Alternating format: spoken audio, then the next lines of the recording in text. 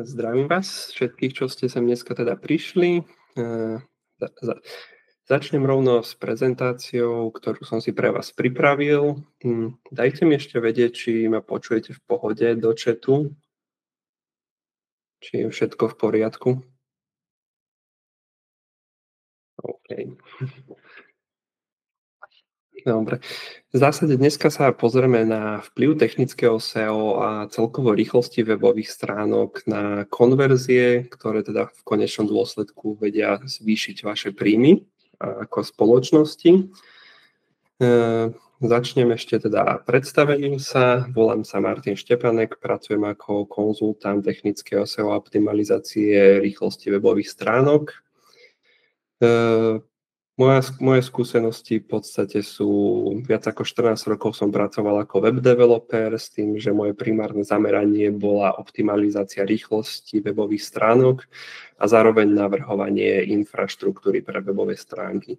Taktiež vyše 3 rokov som pracoval ako web development team leader a posledných viac ako 4 roky pracujem ako technický SEO expert s tým, že som pracoval aj in-house, aj ako freelancer teraz. Čiže moje skúsenosti pochádzajú z tejto oblasti. Dôležité, čo by som rád povedal, že teda som freelancer, nie som agentúra, vďaka tomu vlastne môžem ísť mojimi znalosťami hlbšie, než väčšina agentúrnych pracovníkov, ktorí majú veľmi limitovaný čas na klienta. Pár ukážok z klientov, ktorými som v nedávnej dobe pracovali, napríklad Touch IT, e-commerce bridge, Post Affiliate Pro, Life Agent. Všetko sú to slovenské firmy vybrané.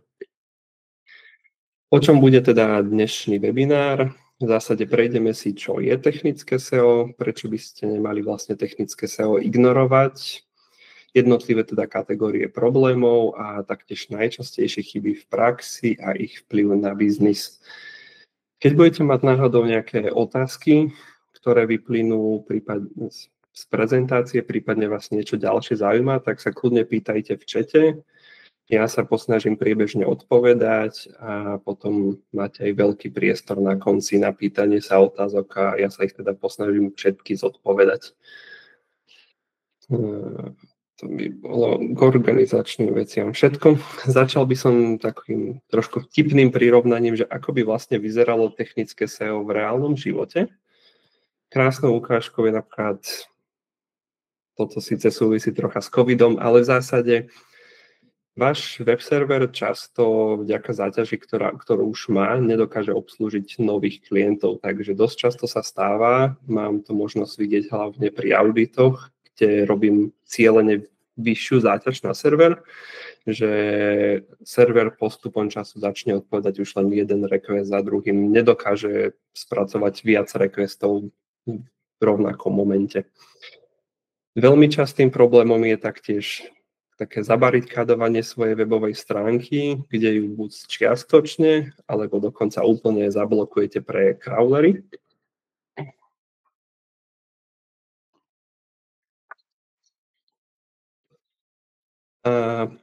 Prejdeme teda k tomu, že prečo by ste nemali vlastne technické SEO ignorovať. Technické SEO by som rozdelil na také dve hlavné skupiny dôvodov, prečo by ste sa mali vlastne na ňo zamerať.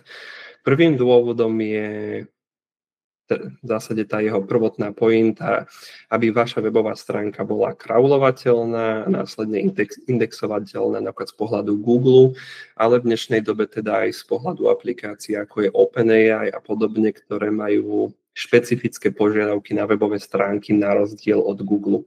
To, na čo si Google už zvykol, akceptoval to ako štandard, tak ChatGPT napríklad to nerešpektuje a musíte sa mu prispôsobiť, alebo vás odignoruje. Druhou skupinou, prečo by ste vlastne technické SEO mali riešiť, je, že v podstate priamo vplýva na kvalitu používateľského zážitku. Čím rýchlejší web je, čím lepšie optimalizovaný je, tým lepší používateľský zážitok návštevník má a tým vyššie šancu na konverzie a príjmy máte. Nepatrne viete získať aj vyššiu organickú návštevnosť, tam je to ale také ťažko určiť, že koľko percent to vie zvýšiť, keďže je to rankovací faktor z pohľadu Google, ale nie je nejaký signifikantný.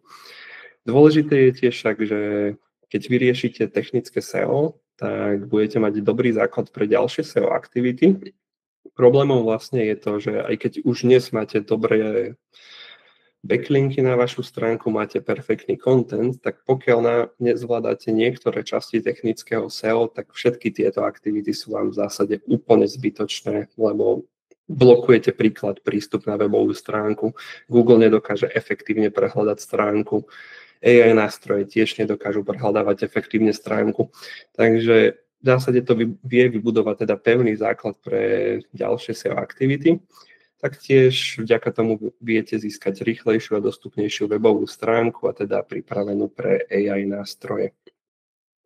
Vráťme sa ešte trocha na začiatok, že čo vlastne teda technické SEO je.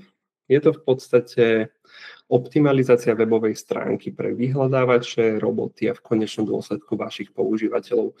Treba podotknúť to, že z väčšiny klientov, s ktorými som pracoval, ako aj dáta, ktoré zverejnila spoločnosť Cloudflare, vyplýva, že viac ako 90% všetkej návštevnosti webových stránok sú roboti. A tí roboti teda v drvivej väčšine by som ich rozdelil do tých dvoch kategórií, že sú to crawlery, napríklad Googleacky, Bing, ChatGPT, a potom druhá kategória sú už zlé nástroje, kde sa vám snažia napríklad skenovať rôzne hackerské skupiny váš web pre zraniteľnosti. Tieto všetky kategórie týchto robotov vlastne tvoria viac ako 90% návštevnosti, ale tým nechcem povedať, že len 10% z toho, čo vidíte príklad Google Analytics, je relevantná návštevnosť. Google Analytics už dávno odfiltroval vlastne všetky tieto zlé návštevnosti. Do akých kategórií sa teda delí technické SEO? Je to v podstate prehľadateľnosť a indexovateľnosť, ktorú môžete poznať z anglických crawlability and indexability, prispôsobenie pre mobilné zariadenia, architektúru stránky, kde teda spadajú napríklad URL adresy, presmerovanie, interné prelinkovanie, štrukturované dáta, bezpečnosť, Core Web Vitals, vrátanie optimalizácie rýchlosti a v neposlednom rade aj prístupnosť accessibility, ktorá sa vlastne nedávno stala pre hlavne väčšie stránky už zo zákona povinná v rámci Európskej únie. Prejdeme teda hlbšie k prehľadateľnosti a indexovateľnosti. V zásade, ako funguje Google, tak je to v podstate, že Google prehľadáva viac menej celý internet, dojde na vašu stránku a začne ju prehľadávať stránku za stránkou. Google zvyčajne zoberie text, obrázky, prípadne videá a taktiež odkazy a s tým následne ďalej pracuje. Tieto dáta si dokonca ukladá. Ak si dobre spomínam, ukladá si posledných 23 zmien, takže v praxi to znamená, že ak vy náhodou aktualizujete napríklad článok, čo tradičná metóda, ktorá sa robí, že máte blog v nadpise 2023, je rok 2024, tak to idete prepísať, tak vlastne Google takúto zmenu vie rozoznať vďaka tej databáze zmien, ktorú si udržiava a vie vás vlastne vďaka tomu posunúť tým pádom nižšie, lebo je to v zásade taký... Mali by ste v zásade aktualizovať článok na daný rok so všetkým, nie len daný dátum. Následne, keď už Google má teda prekravlovaný, prehľadaný web, tak prechádza do fázy indexovania, kedy uloží vlastne webové stránky do svojho indexu a následne už pracuje s vyhodnotením. Vyhodnocuje, či content je relevantný alebo nie je a na základe už toho zoraďuje stránky. A tento proces vlastne prebieha viac menej nekonečne krát, sa opakuje v nejakom intervale, ktorý si Google vlastne sám nastavuje. Dôležité vlastne preto, aby ste boli dobre prehľadateľní, indexovateľní, aby vaša stránka bola rýchla, dostupná a ľahko prehľadávateľná. Najdôležitejšími faktorami z tohto hľadiska sú, aby ste mali dobrý robots.txt. S týmto súborom sa veľmi často viažú problémy, najmä také, že Veľmi typický scenár, ktorý vidím po migrácii webovej stránky na nový systém, na novú domenu, sa zabudne v tomto súbore vlastne blokovanie prehliadačov a tým pádom vás Google vyhodí z indexu kompletne a stratíte sa teda so všetkými pozíciami. To isté je XML mapa stránok, ktorá je odporúčaná, nie povinná, ale v praxi som mal možnosť vyskúšať opakovane, že je skôr povinná. Google reálne často nenájde viac ako polovičku vašich stránok na vašej webovej stránke. Špeciálne sa to týka e-shopov, kde nenájde viac ako polovicu produktov, kvôli vlastne zlej štruktúre, že sa nevie vlastne robot k ním dostať tak ľahko. Preto je dôležité, aby bolo aj perfektné interné prelinkovanie, ktoré je jednou z hlavných častí interného technického SEA a priamo ovplyvne crawl budget. Pravdepodobne ste sa s pojmom crawl budget stretli už, že ste ho aspoň počuli. V praxi to znamená, že Google, ale teda hociaký iný crawler má nejaký čas, ktorý vyhradil pre vašu webovú stránku. Štandardne sa hovorí, že malé webové stránky to riešiť nemusia, čo nie je úplne pravda, keďže tento časový rámec, ktorý vám Google dá, nie je fixný. Keď ste malá stránka, ktorá doteraz mala príklad 100 podstránok a zrazu narastíte na 300, tak vám ten budget nemusí stačiť. Musíte počkať nejaký čas alebo donútiť vlastne Google, aby ten web prešiel. Ale v zásade veľký problém s crawl budgetom často majú e-shopy, kde veľmi často by design, ako sú nadizajnované systémy, na ktorých bežia, existuje veľmi veľa možností kategórií vďaka filtrom, vďaka rôznym sortingom a podobne. A takisto aj produkt varianty. Existuje ich často nekonečne veľa. A Google vlastne nemá šancu prejsť všetky tieto stránky v reálnom čase, aby mal všetky informácie aktualizované. Dôležité je teda ešte, aby jednotlivé stránky boli indexovateľné, každá jedna stránka, keďže ich môžete individuálne zakázať alebo povoliť, aby sa mohli teda vlastne objavovať vo výsledkoch. Dôležitou vecou ešte k indexovaniu, ktorú by som rád povedal, je, že napríklad teda nástroje ako ChatGPT aktuálne nespracovávajú JavaScript vôbec. Tento trend pravdepodobne sa časom rozšíri na všetky nástroje, keďže im to šetrí nemalé finančné prostriedky, keďže musia zobrať len jeden HTML súbor a nemusia spracovávať desiatky súborov pri každej stránke.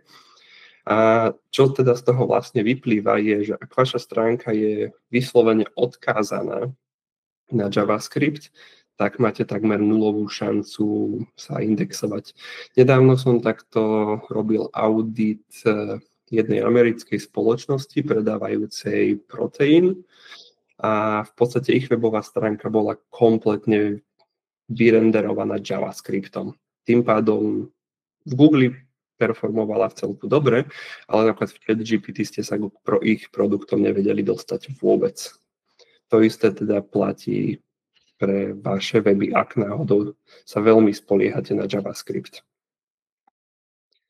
Ešte tu mám poznámku, že vlastne najčastejšie teda problémy slovenských e-shopov, ale teda aj medzinárodných, s ktorými som pracoval, je nedostatočný popis produktu a príliš veľké obrázky a crawl budget. Toto sú vlastne teda najväčšie problémy, s ktorými sa opakovane stretávam takmer u každého jedného e-shopu.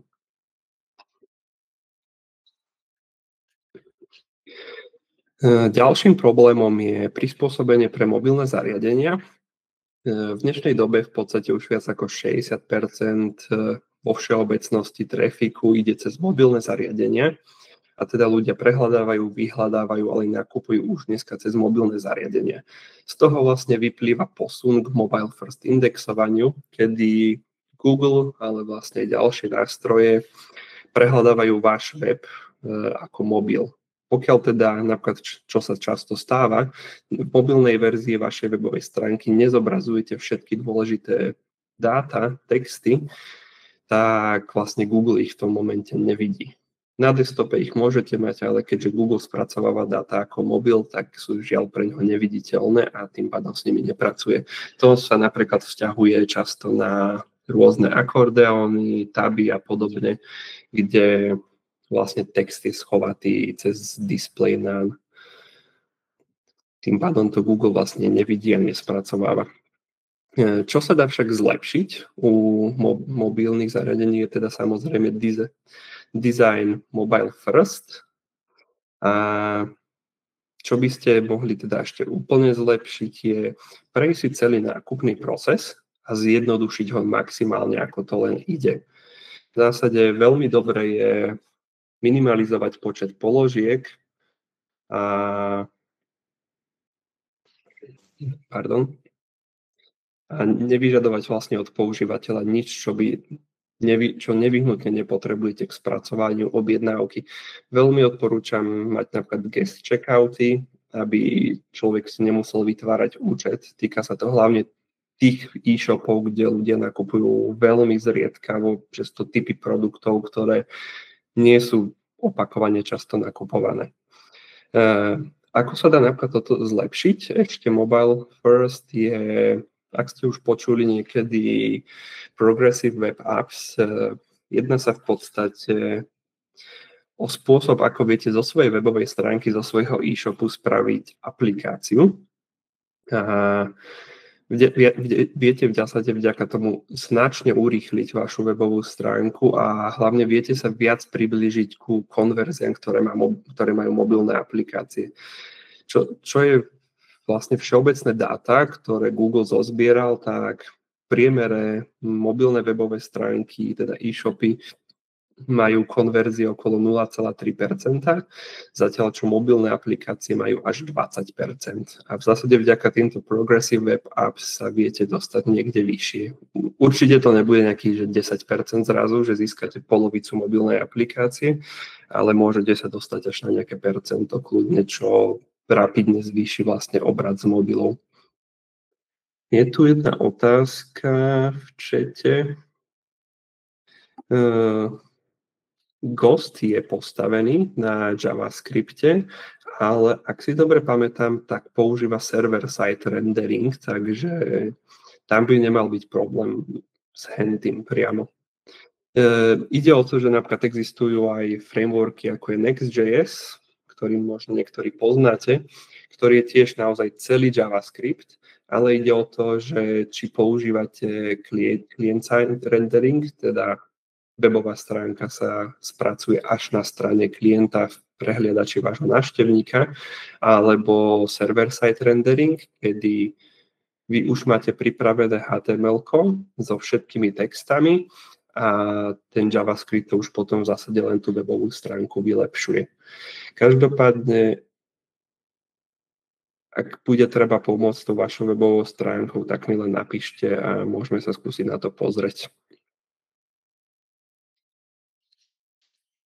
V zásade našiel som jednu zaujímavú case study, kde vlastne Musement, čo je partnerská stránka, alebo teda priamo fungujúca stránka pod TUI Group nemeckou. A oni nedávno redizajnovali vlastne svoju webovú stránku, kde predávajú zájazdy ako mobile first.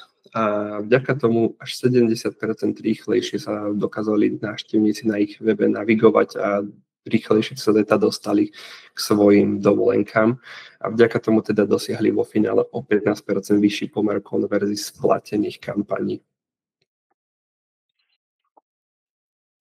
K architektúre stránky tá ovplyvňuje teda hlavne cestu používateľa a čas strávený na stránke, teda vo finále aj mieru odchodov.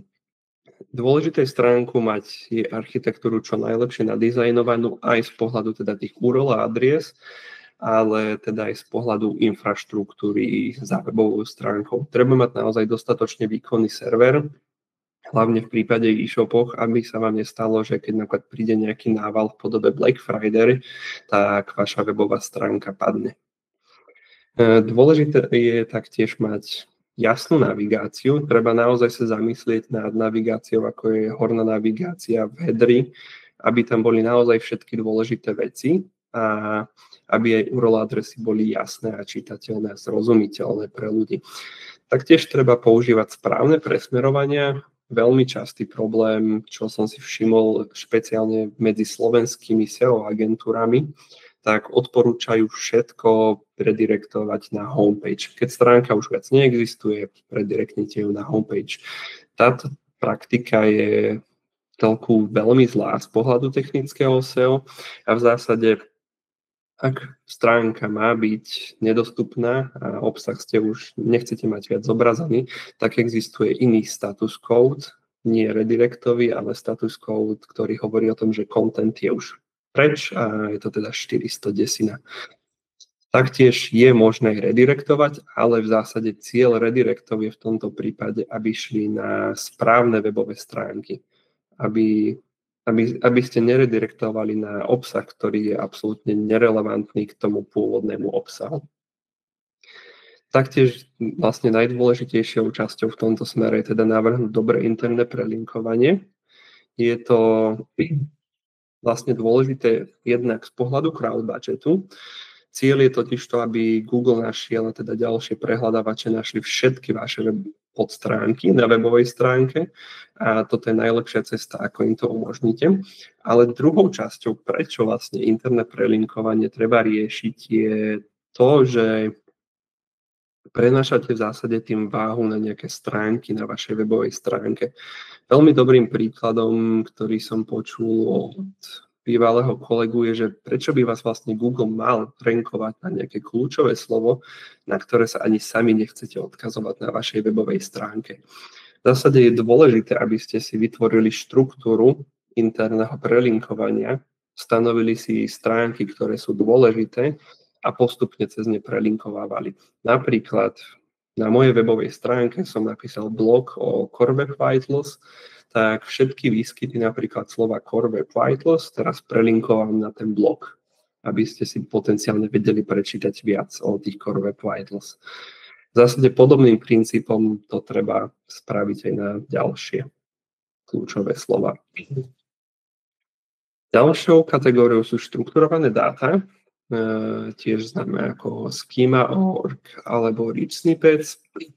Tie umožňujú v podstate ľahší a presnejší prístup k niektorým typom informácií. Zvyšujú vo veľkej miere prekliky. Dôležité je však povedať, že Google nie vždy ich musí rešpektovať.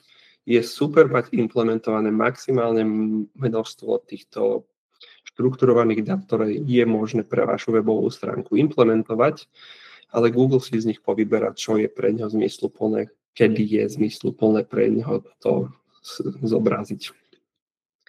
Vďaka ním vlastne viete získavať teda cielenejšiu návštevnosť a vyššie konverzie, keďže už priamo v SERPe na teda stránke s výsledkami vo vyhľadávaní máte viac dát o produkte. Špeciálne v prípade e-shopov tam viete mať už cenu, dostupnosť, prípadne nejaké recenzie. Dôležité je tiež zobrať si vlastne to, že štrukturované dáta v dnešnej dobe veľmi pomáhajú aj hlasovému vyhľadávaniu, keďže vďaka tomu získava Google jasné otázky a odpovede. Taktiež nedávno sa vlastne potvrdilo, teda minimálne zo strany Google, nie zo strany napríklad ChatGPT, že ich AI, napríklad Gemini, aktívne využíva štrukturované údaje, teda štrukturované dáta pre odpovede. Tu ďalšia otázka. Stanovisko Google je, že aj keď urobíte štruktúrne dáta tak, ako majú byť, tak povinnosť Google zobraziť ich nie je. No, je to presne pravda, že Google ich nemá povinnosť zobrazovať. Google ich zobrazí vtedy, kedy je to v zásade pre neho dobré. Kedy on viac menej vieme, ako Google funguje, kedy on vie z toho vygenerovať nejaký profit. Ďalšou veľkou časťou je bezpečnosť. Špeciálne sa to teda týka napríklad tých, čo bežia na WordPressy, na WooCommerce. Treba sa aktívne starať o to, aby ste mali všetky pluginy a samotný WordPress a teda aj iné CMS-ka, nielen WordPress, aby ste ich mali vždy aktuálne. To isté platí pre infraštruktúru servera, na ktorom samotná webová stránka beží, keďže útoky, teda hlavne automatizované útoky, sú veľmi rozšírené. Keď som nedávno pracoval pre jednu slovenskú spoločnosť, ktorá mala veľký medzinárodný web, tak útoky, rozsahovo veľké útoky boli často 4-5 krát denne. Aj na mojej osobnej webovej stránke, ktorá je naozaj mini stránka, denne vidím 1-2 útoky automatizované, ktoré sa snažia dostať do administrácie, hľadajú potenciálne diery na webovej stránke, aby vlastne vedeli zneužiť tieto dáta. Preto je naozaj dôležité všetko držať aktualizované, lebo keď vás raz niekto hackne, dostane sa vám na webovú stránku nevhodný obsah. Príklad jedného klienta, ktorého som auditoval, tak mal takto napadnutú webovú stránku vírusom a vlastne celá jeho sitemapa obsahovala v podstate linky na pornografické stránky. Čo v zásade vie, Google keď to detekuje včas, tak vlastne snaží sa vám to aj oznámiť cez Google Search konzolu, ale vie vás to potopiť na niekoľko mesiacov. Keď nestihnete zareagovať včas a Google vás vyhodí vlastne z indexu kvôli bezpečnostnému problému, tak naozaj často sú to nielen týždne, ale až mesiace, kým sa viete z toho spamätať. Preto treba naozaj dávať maximálne možné pozor na bezpečnosť. Do toho napríklad teda spadá aj SSL certifikát a mať všetko distribuované cez HTTPS. Špeciálne sa to týka e-shopov, kde teda pokladňa musí byť v podstate povinne cez HTTPS, inak tá dôveryhodnosť bude takmer nulová. Poslednou veľkou kategóriou sú teda samotné Core Web Vitals. Prečo vlastne Core Web Vitals? Tak v zásade Google, keď ich vytváral, tak ich vytváral ako metriky používateľskej skúsenosti. Tieto metriky hovoria primárne o tom, ako vlastne používatelia sú na vašej webovej stránke spokojní. Keď ich máte teda v červenom, tak jednak máte nižšiu šancu, že sa daná stránka zaindexuje dobre, ale teda hlavne, čo pri Core Web Vitals treba mať na mysli, sú to reálni ľudia, ktorí navštívili vašu webovú stránku a mohli napríklad odísť nespokojní z nej práve kvôli tomu, že buď bola pomalá, alebo klikli na tlačítko a nič sa nedialo nejakých pár sekúnd. Prípadne veľmi populárne je, keď skáču rôzne elementy na vašej webovej stránke počas toho, ako sa načítava. Je to extrémne nepríjemný zážitok, ktorý vlastne podkopáva vašu dôveryhodnosť ako značky. Dôležité je tiež povedať, že používatelia sú naozaj veľmi netrpezliví. Dáta z roku 2017, kde bola posledná veľká štúdia o rýchlosti, ktorú realizoval Google na základe všetkých dát z Google Analyticsu, v podstate hovorí o tom, že používatelia nie sú ochotní čakať viac ako 3 sekundy. Viac ako 50% všetkých návštevníkov z tých miliónov webových stránok, ktoré Google Analytics trackoval, tak viac ako 50% všetkých návštevníkov odišlo, pokiaľ mali čakať viac ako 3 sekundy. Teda v zásade každá sekunda a milisekunda sa teda naozaj počíta. Veľmi zaujímavou štúdiou bolo, keď nedávno Swapy zverejnilo, že zamerali sa teda na optimalizáciu týchto Core Web Vitals a zvýšili tak obrat až o 42% z mobilných zariadení. Prejdem teda k jednotlivým častiam Core Web Vitals. Prvou veľkou metrikou je Largest Contentful Paint, známou ako LCP. V zásade udáva čas vykresľovania najväčšieho obrázka, textového bloku alebo najväčšieho elementu, priestoru alebo najväčšieho elementu, ktorý sa nachádza v časti webovej stránky bez nutnosti scrollovania. Google ho očakáva, aby bol teda po 2,5 sekundy, čo je však dôležité povedať v prípade e-shopov a teda aj stránok, kde sa dejú nejaké konverzie, nejaké landing page, je ideálne ísť až pod 1,5 sekundy. Uspokojiť sa s 2,5 sekundami znamená to, že v zásade prídete o cenné percentá, ktoré viete mať ešte lepšie konverzie z daných webových stránok. LCP má zároveň teda najvyšší vplyv na mieru odchodov, na mieru v podstate okamžitých odchodov, kedy často ľudia ani nečakajú na to, kým sa vaša webová stránka načíta, ale odchádzajú ešte predtým, než vlastne dostanú tú možnosť vidieť váš obsah, keďže to dlho trvalo. načítať sa. Treba sa niekedy napríklad zamyslieť nad tým, že keď prehľadávame naše webové stránky v Office-och, na desktopových počítačoch so optickým internetom, tak samozrejme, že webová stránka je extrémne rýchla, ale treba sa zamýšľať nad tým, že väčšina používateľov často navštevuje webové stránky s pomalším internetom, ešte stále je veľmi rozšírené mať 4G, prípadne pomalšie 4G, najmä keď cestujete vo vlaku, autobuse. A tým pádom ľudia čakajú výrazne dlhšie, než si vymyslíte, že by mali čakať. Zaujímavou štúdiou bolo taktiež Vodafone Italy zverejnil, že keď sa zamerali na LCPčko a zlepšili ho vlastne až o 31%, tak to viedlo k nárastu predajom až o 8%, čo v prípade predajcu v podstate paušálov, mobilov, neviem čo všetko predáva proste Vodafone v Taliansku, dokázať len pomocou optimalizácie tejto jednej metriky zvýšiť príjmy o 8%, teda predaje o 8%, je niečo neskutočné.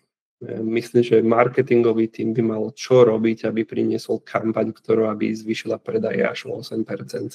Zatiaľ, čo len vylepšenie vašej webovej stránky, toto viete často dosiahnuť. Ďalšou metrikou je Cumulative Layout Shift, CLS. Tento parameter v podstate meria vizuálnu stabilitu, teda sú to také rôzne nežiaduce pohyby pri načítavaní stránok, veľmi oneskorené nejaké načítavanie, kedy vyskočí pop-up na vás po 5 sekundách, čo ste na webovej stránke a podobne. Tento parameter je veľmi často teda spojený s dôveryhodnosťou v značku. Jedna britská štúdia dokonca hovorila o tom, že keď ľudia majú 3-krát zlý zážitok na vašej webovej stránke, tak sa už nikdy nevrátia s vysokou pravdepodobnosťou. Špeciálne s týmto CLS parametrom mávam problémy často pri pridávaní do košíka alebo nejakých formulároch, kde idem už kliknúť na pridať do košíka a v tom momente sa stránka posunie o pár pixelov a kliknem niekde inde. Je to veľmi rozšírený scénar. Google očakáva ešte túto hodnotu pod 0,1. V prípade tejto hodnoty je však skvelé byť na absolútnej nule, aby neboli žiadne nevyžiadané pohyby.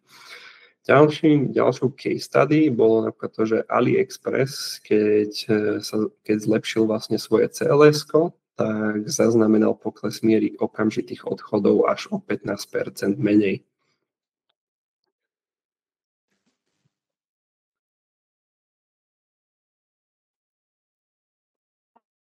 Tu je v zásade tá štúdia britská, ktorá teda hovorila o tom, že tých 60% používateľov, ktorí zažijú tie problémy, uvádza nižšiu lojalitu k danej značke a teda tá samotná štúdia je hovorila o tom, že teda 3-krát a dosť. Posledným parametrom, tým významným, je metrika Interaction to Next Pane. Mohli ste ju zaznamenať najmä vďaka tomu, že je pomerne nová. Predtým bola iná metrika, ktorá hodnotila len prvú interakciu. Táto metrika už hodnotí všetky interakcie dokopy. A v zásade veľmi dobrým príkladom, ako môžete pochopiť, čo vlastne táto metrika je, tak dlhodobo na jednej stránke slovenskej veľkej bol taký problém, že keď ste si išli kúpiť produkt a klikli ste na pridať do košíka, tak často to trvalo 5 až 10 sekúnd, kým sa niečo udialo. A v zásade počas toho ste mohli kliknúť druhýkrát na pridať do košíka, lebo ste nevedeli, čo sa deje. A potom ste buď mali dvakrát ten produkt v košíku, alebo ste ho tam stále nemali vôbec a museli ste to celé opakovať a trvalo im to viac ako rok, kým tento problém opravili. Čo v prípade ich obratu to mohlo znamenať potenciálne ušlý zisk až v miliónoch eur za celý rok.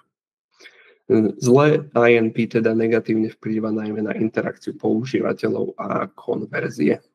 Vie teda, ako napríklad jedna teda štúdia konkrétne z Indie, kde teda najväčšia ich platforma Redbus, kde kupuje teda väčšina ľudí autobusové lístky, tak keď svoje INPčko zlepšili, tak to viedlo k okamžitému nárastu predajov až o 7%. Stránky teda s dobrým INP v zásade vykazujú vyššie konverzie a nižšie miery okamžitých odchodov, čo sa teda naozaj podpisuje následne na tých konverziách, že len zlepšením tohto, ale teda ideálne, keď sa zameriate na všetky metriky Core Web Vitals, tak viete získať relatívne vysoké percentá vlastne vďaka lepším konverziám, potenciálne väčšiemu trafiku z Google a z ďalších nástrojov.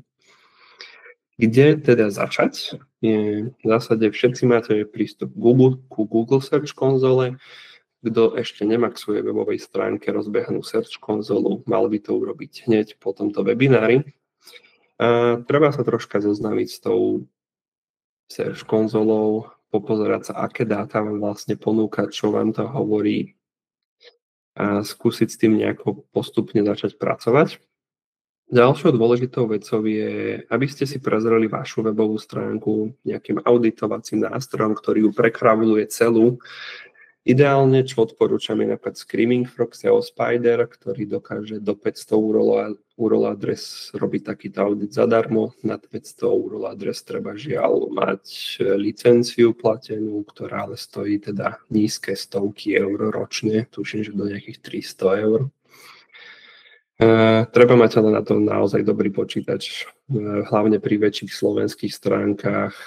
Mojich 50 GB často nestačí. Uistite sa teda, že vaša infraštruktúra CMS sú aktuálne, že všetko beží cez HTTPS a teda, že všetok obsah beží cez HTTPS. Veľmi častým problémom je, že stránka samotná má HTTPS, ale napríklad obrázky CSS nie. Overte taktiež správnosť a existenciu robots.txt súboru XML, sitemapy a otestujte svoju webovú stránku cez Google PageSpeed Insight alebo GTmetrix alebo iný vlastne nástroj na testovanie rýchlosti. Dobre je povedať, že v Google PageSpeed Insight sa viete dostať aj k dátam z Core Web Vitals, ktoré zhromažďuje Google zo svojho prehliadaču Google Chrome od reálnych návštevníkov a viete tak vidieť celku komplexné dáta o tom, ako vaši reálni používatelia majú zážitok na vašej webovej stránke.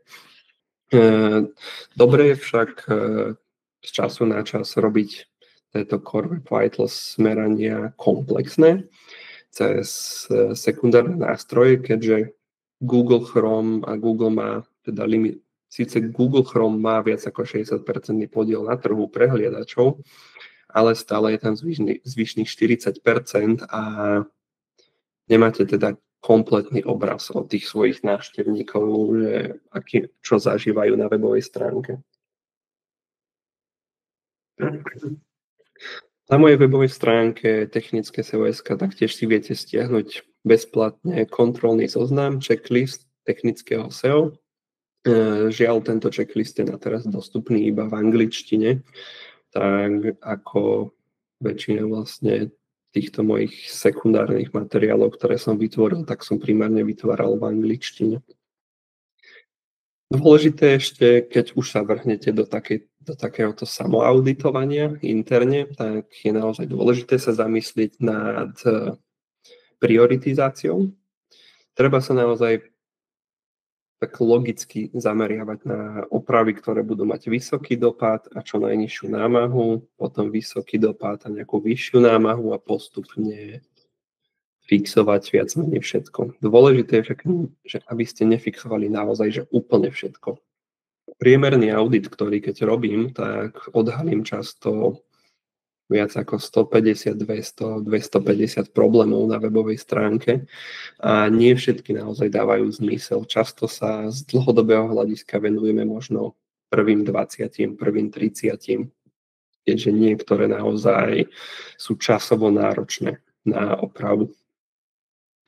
Treba sa hlavne zamerať na to, napríklad aj keď pôjdete cez ten Google PageSpeed, nepozerajte iba svoju domovskú stránku, pozrite sa naozaj na produktové stránky, pokladňu, landingy, a teda kľúčové konverze stránky, ktoré by mali byť čo najrychlejšie. Dôležité je naozaj zamerať sa aj na monitorovanie vašej webovej stránky, keďže Hlavne väčšie webové stránky, ktoré sú aktívne vyvíjane, či už z pohľadu developerov, ktorí tam každý týždeň pridávajú nové funkcionality, ale to aj z pohľadu marketingového týmu, ktorý neustále pridáva nový obsah, tak je dôležité povedať, že jedna drobná chyba vie pochovať váš web, čo sa týka trafiku a konverzií, často až na týždne, až mesiace. Naozaj, mne sa to tak stalo 2 roky dozadu, keď som ešte pracoval ako sekundárne ako web developer, sa neúmyselne do produkcie dostala jedna drobná chyba. A v podstate to spôsobilo to, že všetky metriky Core Web Vitals zleteli z perfektných hodnôt do úplne zlých hodnôt. A nám to spôsobilo v podstate okamžitý prepad trafiku nejakých 15-20%, a celkovo sme sa z toho spamätali až po nejakých 3-4 mesiacoch úplne. Ako vám viem ja s týmto pomôcť, tak v podstate ponúkam dva základné produkty.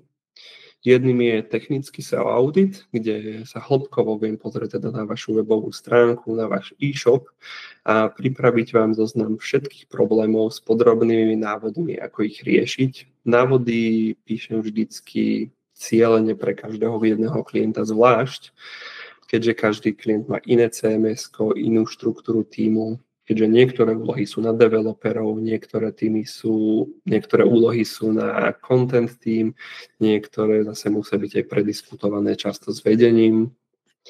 A ponúkam teda v rámci toho aj podporu pre váš tým, kedykoľvek je nejaká otázka, tak viem proste pomôcť nájsť riešenie.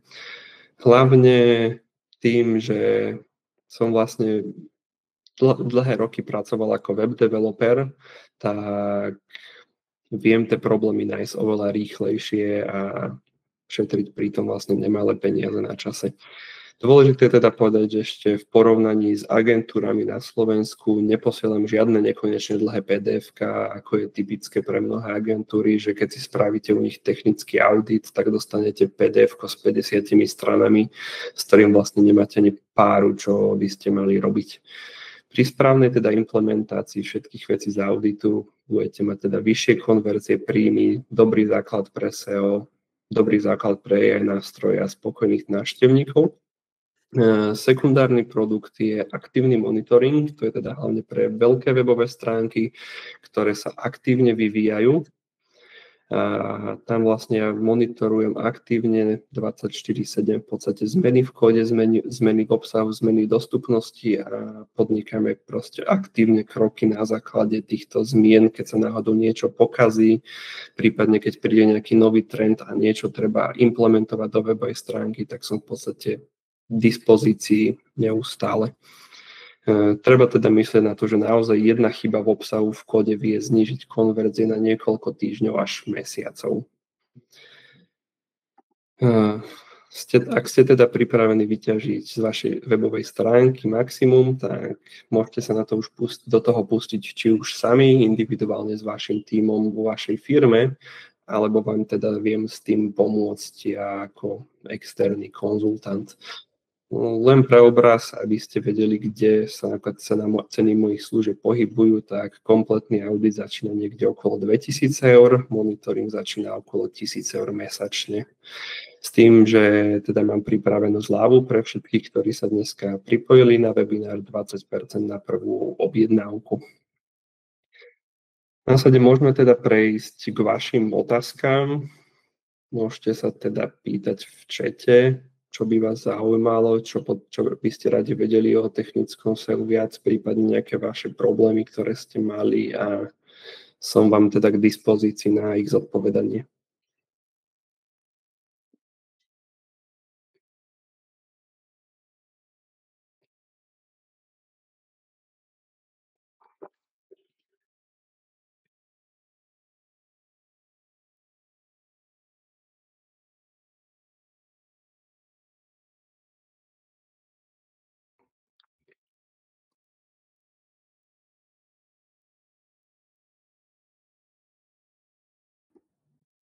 Počkám pár minút, keďže niekedy trvá napísať tú otázku troška dlhšie.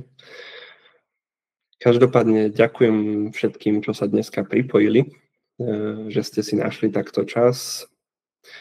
Dúfam, že takto vlastne, keďže je to business to business webinár, takže vám aj vyhovoval teda čas v rámci pracovného času. Kľudne mi dajte do budúcnosti vedieť, kľudne mi napíšte na e-mail, že ak by vám vyhovovali skôr nejaké iné časy takýchto webinárov, keďže plánujem aj ďalšie do budúcnosti robiť, tak mi len dajte vlastne vedieť nejaký feedback, čo by vás vlastne zaujímalo.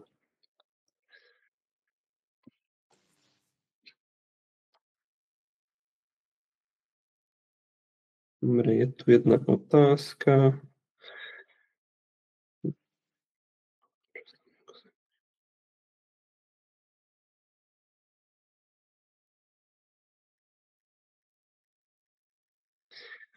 Dôležité teda k tej otázke, k tomu magazínu.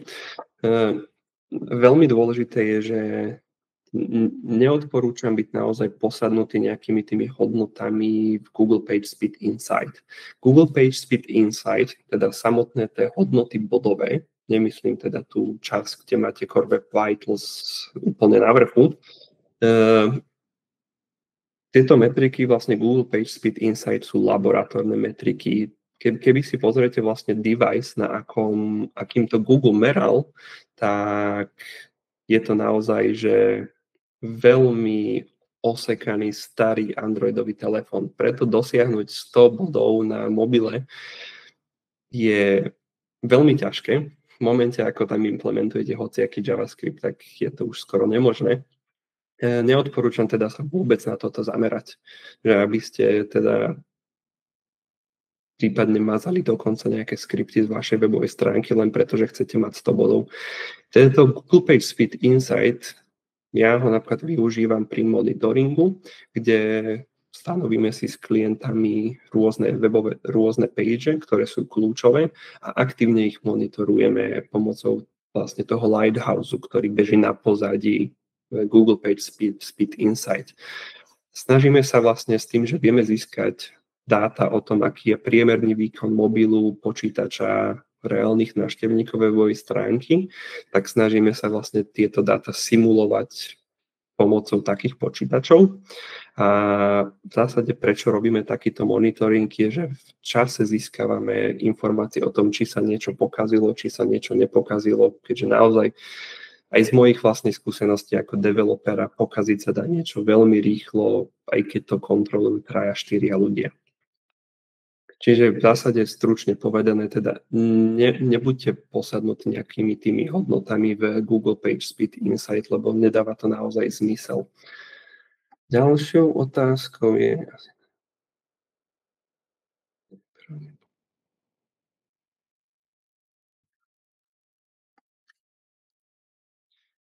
Je tu otázka k Tescoma webu. No, v zásade, keď je ten text skrytý, tak ako teda hovoríte o tej Tescoma CZ stránke, tak keď je ten text skrytý a nevidí ho vlastne človek ľudským okom, tak Google ho automaticky tiež nevidí.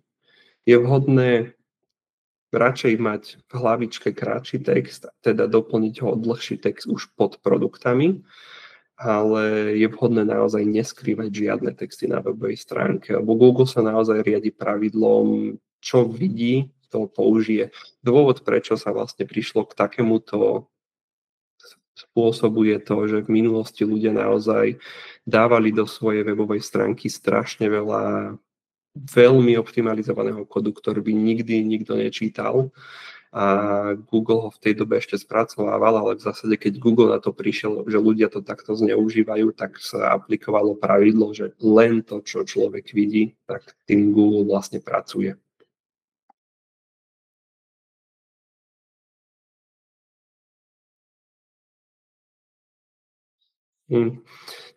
Aj ďalšia otázka, teda naozaj netreba sa naozaj byť posadnutý tými dátami v Google PageSpeed Insight. Ako veľa agentúr vám predá takýmto štýlom ich produkty, že máte tam skore 20 zo 100. Naozaj na tom skore nezáleží, koľko máte bodov. všetko, na čom záleží, sú práve tie core web vitals, že ako sa vlastne cítia na vašej webovej stránke reálni návštevníci. Vôbec nezáleží, ako sa cíti nejaký googlacký počítač, ktorý má proste polgigovú rámku a jedno CPUčko. A pomalý internet, ktorý je ešte teda osekaný, tuším, že o 50 milisekundový delay úmyselne. Ak nie sú teda nejaké ďalšie otázky, tak ďakujem, že ste sa dneska zúčastnili tohto webináru. Uvítam akýkoľvek feedback na e-maily, ktorý máte teda k dispozícii. Jasné, spýtajte sa.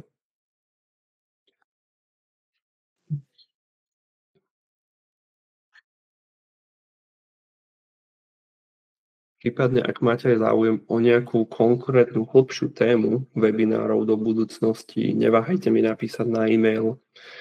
Môžeme vymyslieť spolu nejakú hlbšiu tému, môžeme spolu aj nejakú case study spraviť na základe vášho e-shopu webovej stránky.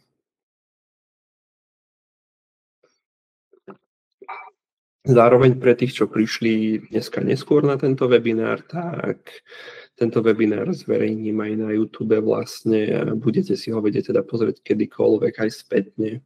A by ste vedeli vlastne pracovať s dátami, s informáciami, ktoré som vám tu dneska povedal. Link vám pošlem vlastne v priebehu niekoľko dní do e-mailu.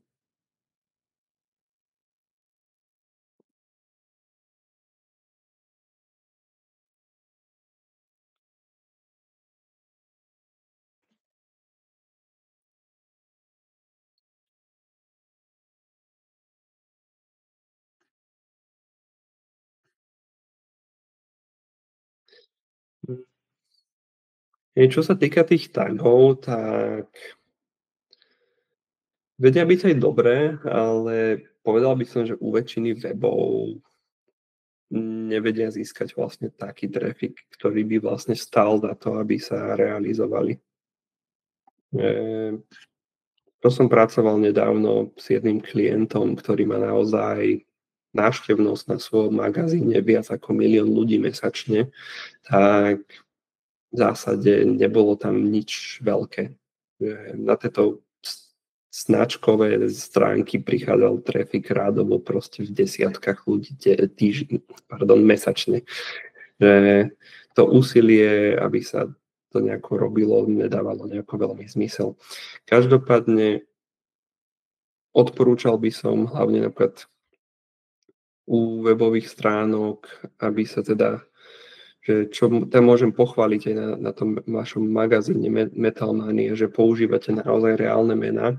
Veľkým problémom totiž to množstva webových stránok, ktoré zverejňujú obsah, je to, že ho zverejňujú pod účtami, ako je redakcia a podobne. V dnešnej dobe Google naozaj sa zameriava na to, aby obsah bol dôveryhodný, aby prichádzal od reálnych ľudí a tým pádom, keď niektoré weby nevystupujú pod svojimi reálnymi menami, tak robí to v podstate problém pre dôveryhodnosť. Ešte by som možno v krátkosti, ak niekto ešte chce napísať nejakú otázku, tak ešte v krátkosti by som povedal, že netreba sa napríklad báť používať AI na obsah, keďže takáto otázka bola v minulosti pri anglicky hovoriacom webinári.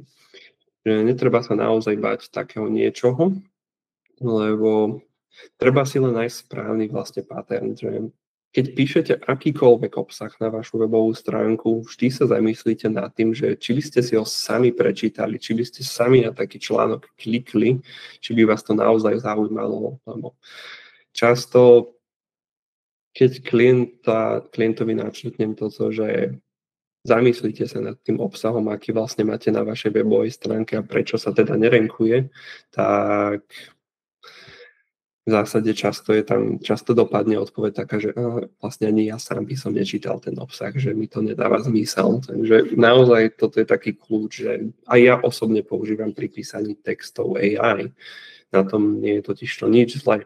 Treba ale to, aby vlastne prvotná idea prichádzala od vás, aby ste do toho článku vždy dali niečo, čo je vaše, aby to nebolo len o tom, že vlastne je to nejaký taký balast vygenerovaný AI. Veľmi populárna metóda, ktorú ešte dneska vydávam veľmi často, keď preberám nejakého klienta, je v podstate to, že zoberú top 10 stránok z Google, zoberú ich obsah a vytvoria nový obsah na základe tých top 10 stránok. V zásade vďaka tomu vytvoríte len kompilát, ktorý je duplikát a tým pádom vlastne pre Google má absolútne 0 bodov a dôvod na rankovanie. Hej, presne, Google naozaj nemá problém s obsahom cez AI, sám ho používa. Dokonca samotná dokumentácia, už niektoré články v dokumentácii Google má napísané cez AI, takže naozaj použiť AI nie je žiaden problém, treba len proste, aby ten obsah mal zmysel. Ďakujem teda za to, že ste dneska sa zúčastnili tohto webinára. Ak by ste ešte mali nejaké otázky, tak kľudne mi napíšte na e-mail, posnažím sa ich zodpovedať v priebehu niekoľkých dní a vďaka teda, majte sa.